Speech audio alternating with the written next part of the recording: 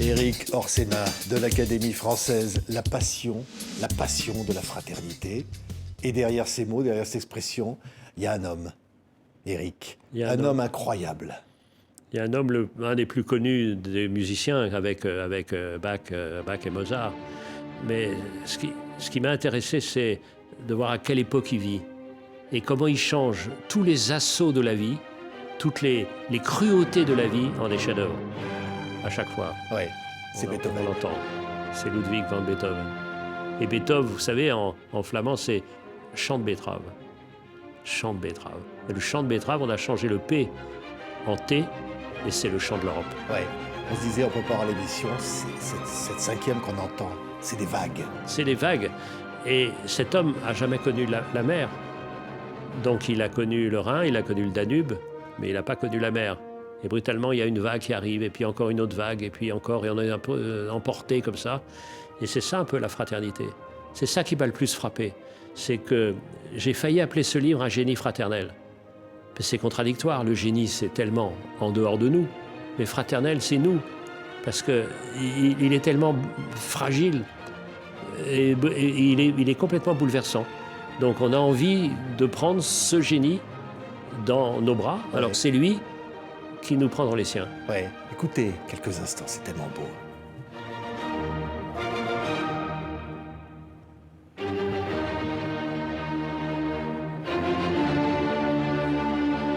Quelques notes mythiques.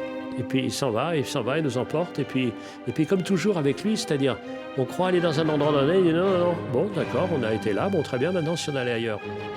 Et ça, alors majeur, mineur, tout ça, c'est... Moi je suis complètement ébloui, vous savez, parce que la musique existait dans ma vie, bien sûr j'écoutais de la musique, mais petit à petit c'est monté.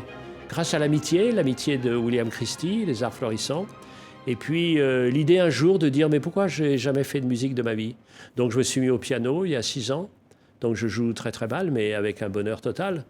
Imaginez qu'en ce moment je joue une transcription pour piano de la cantate 208 de Bach. Et donc ça commence, la musique arrive. Et donc en vous quittant j'ai un rendez-vous avec la musique. Ouais, pas mal. C'est merveilleux. Alors, Ludwig van Beethoven, incroyable personnage et finalement mal connu, mais épris de liberté. Alors, il est dans un endroit, dans un moment de l'histoire formidable, parce qu'il est né en 1770, un moment où, par miracle, l'Europe était à peu près en paix. Mais ce qui est intéressant, on parle d'un moment où l'Allemagne n'existe pas. Il y a des petites principautés. Et de ce côté-là du Rhin, c'est-à-dire à l'est du Rhin, dans ces principautés, on était très en avance sur la France. Donc quand on annonce la prise de la Bastille en 1789, toutes ces principautés disent « bon ben voilà, la France rattrape son retard ». Et puis comme les Français sont fous, ils vont jusqu'au bout, c'est la terreur. Donc tous les Allemands, ceux qui deviendront des Allemands, disent « oh là là, c'est terrible ». Et puis arrive un nouvel espoir. Le nouvel espoir, c'est Bonaparte, qui va garder le meilleur de la Révolution sans la terreur. Et puis, voilà Tipa qui se fait couronner, qui devient empereur. Et donc, Beethoven, qui avait préparé une symphonie pour le saluer la symphonie Bonaparte, eh bien, il l'appelle héroïque parce que c'est pas possible. Donc, vous voyez, c'est des vagues d'espoir et de désespoir. Et puis l'espoir revient, et puis il y a un désespoir. Et une vague de nouveau revient, encore plus forte. Vous savez, on dit toutes les 3 vagues.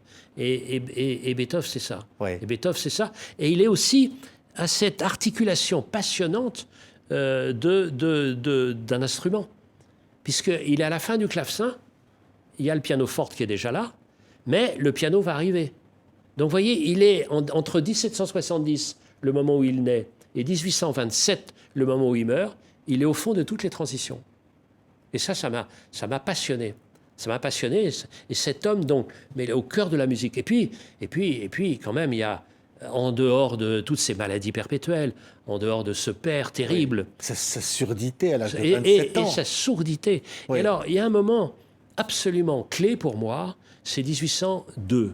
L'été 1802, il est malade, son médecin lui dit « allez vous reposer, pas loin de Vienne », c'est-à-dire Heiligenstadt. Et là un ami à lui, un jeune ami à lui, qui est son élève, lui dit « écoute, au loin, il y a un berger avec une flûte ». Et il n'entend pas. Et là, il sait qu'il est sourd. Et là, il dit, c'est pas possible, je vais, comme il dit lui-même, je vais mettre fin moi-même à ma vie. Et puis il dit, non, j'ai tellement de musique dans ma tête cette musique, je la dois à l'humanité. Et ça, c'est la fraternité aussi. Oui. Je la dois à l'humanité. Donc il dit non, je vais rester là. Et à partir de ce moment-là, tous les musicologues le disent, il invente avec une sorte de liberté nouvelle, comme si de ne pas entendre avait ouvert de nouvelles voies qui sont celles de la modernité. Oui. Et il est amoureux. Il écrit il envoie des poèmes de Goethe avec des notes de musique. Alors, il est pris de liberté. À chaque fois, il fait des courriers incendiaires sur la politique. Il aurait pu être emprisonné. 1000 fois, parce il avait toujours été une sorte de militant de la liberté. Il a été proche des francs-maçons. Il a été dans toute cette espérance de toutes les révolutions. Donc, et puis, à Vienne, il faut savoir ce que c'est que pourquoi on aime tant la musique à Vienne? Pourquoi toute l'aristocratie, à commencer par l'empereur, donne tant à la musique? C'est que la musique est moins dangereuse que les idées. Comme la terreur de tous ces gens-là, c'est que la contagion se répande, que la pandémie de la liberté s'étende sur toute l'Europe. Et donc ils disent, bon, bah, faire la musique, ça va les calmer. Mais il se trouve que lui, alors qu'il a quitté l'école à 11 ans, lui a lu les poètes, tout ça, etc. Et donc il est dangereux, mais comme c'est Beethoven, on ne peut pas l'arrêter, comme De Gaulle avait dit, on n'arrête pas Voltaire à propos de Sartre. Ouais, écoutez ça, l'hymne à la joie, bien sûr.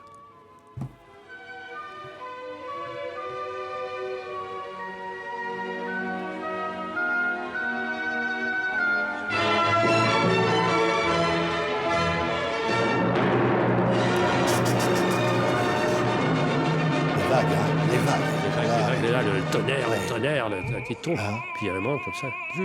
Et le poème, parce que ce qui est intéressant dans cette histoire aussi, c'est que ce poème, il l'a connu depuis son enfance. Il l'a connu depuis l'âge de 14-15 ans. Parce qu'il avait quitté l'école et il avait été embauché comme accompagnateur du théâtre de Bonn, théâtre municipal de Bonn. Donc il avait rencontré Schiller, qui venait présenter sa pièce Les Brigands. Donc il a connu ce poème. Et toute sa vie, ce poème, l'Ode à la joie, l'a accompagné. Et donc, c'est pas loin de la fin de sa vie quand même qu'il l'a mis en musique avec cette 9e symphonie avant de préparer la 10e, mais là, il est mort. Et donc, c'est très bouleversant que ce poème, l'Ode à la joie, donc l'Ode à la fraternité, soit devenu l'hymne de l'Europe unie.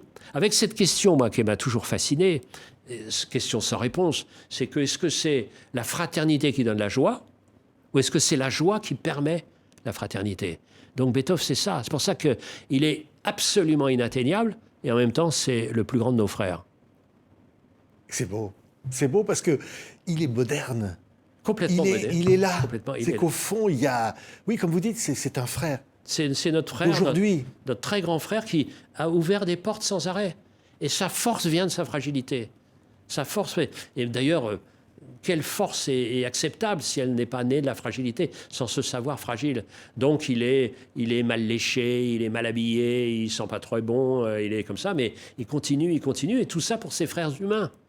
Pour ses frères humains. Vous voyez, c'est d'une certaine manière comme Saint François d'Assise avec les animaux. Vous voyez, toute cette fraternité qui est là, c'est-à-dire toute cette poupée russe de la fraternité. Vous savez, il y a la famille, et puis il y a les amis, et puis, il y a les compagnons politiques, il y a les camarades, et puis il y a ce rêve d'une humanité.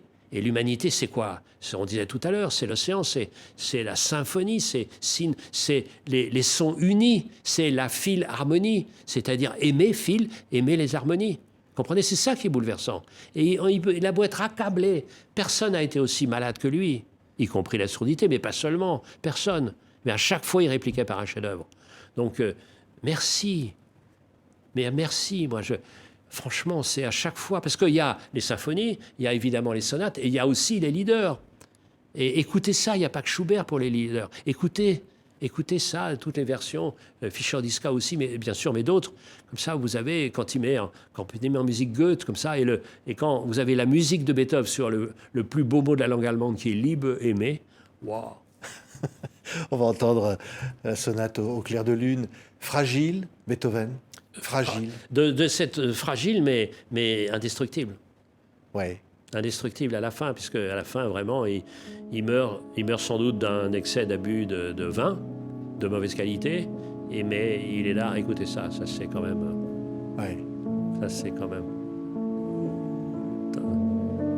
Et là, je dis à tous ceux qui nous écoutent que mettez-vous au piano.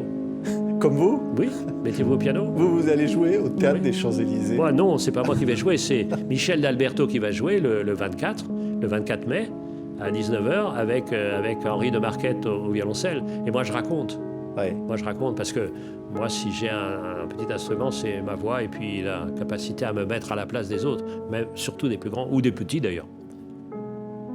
Et on vous sent complètement comme un gosse. Je suis un enfant.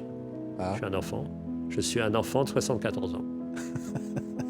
Écoutez, donc cette sonate au clair de lune pour se quitter. Merci Éric Orsena. Ça s'appelle La Passion de la fraternité, publié chez Stock. C'est magnifique. C'est Beethoven. Merci. C'est moi. Vraiment merci.